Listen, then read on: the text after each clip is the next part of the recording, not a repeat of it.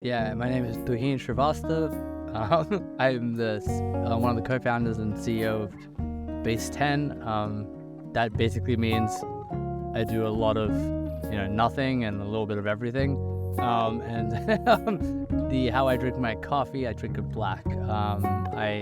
But straight like I really enjoy coffee, so I would drink any form of coffee. I like espresso, but being in America long enough, you end up just drinking a lot of black coffee, which is a very American thing. How deep do these software engineers need to go? Because that is something that I think people ask a lot in the MLOps community. And one thing that I think about is how we just had this survey, right? And it was all about people using large language models and how they're using them and what tools they're using around it. And you do see that the barrier to entry has been lowered. It's not been lowered. It's just been absolutely disintegrated. Yeah. Demolished. There is no barrier. Now, if you if you can write in English, you're good. Like you can figure this out.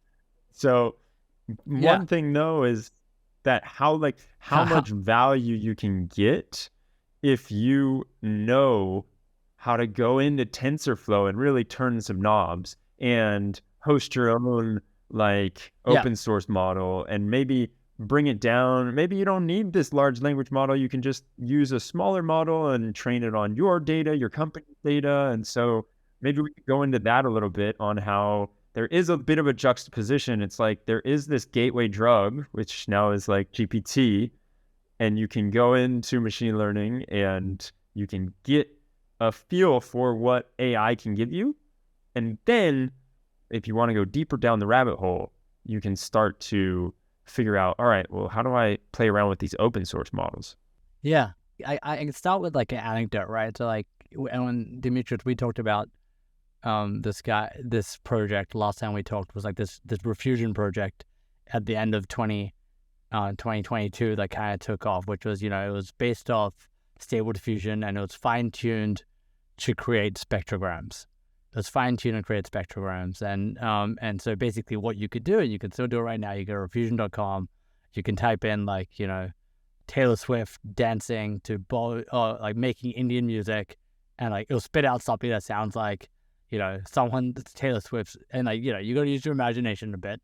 I'd say that to me that's like a really good example. Like that the engineer or the engineers who built that, they didn't have a ton of machine learning experience. So they have a lot of music experience, they have a lot of domain experience around music, and they have a lot of intuition around music creation. But they were able to more or less use the machine learning part of it and mind you, they weren't just using the input output stuff. Like they were still fine tuning it. Like they were going and they had weights and biases open.